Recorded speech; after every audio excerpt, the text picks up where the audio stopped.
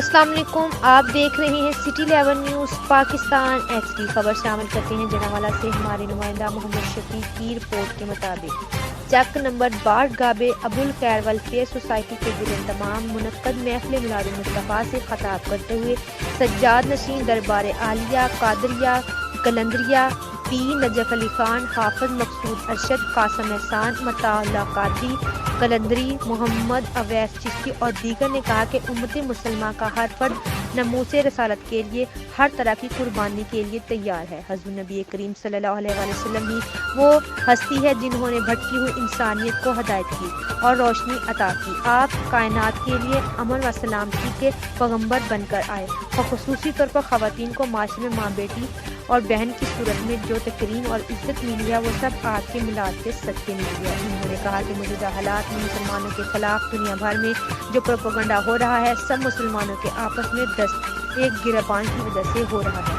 ہم سب کو اس پر غور و فکر کرنا چاہیے اور کفار کے عزم کو خاک میں ملانے کے لیے مل کر جدوجہد کرنی چاہیے۔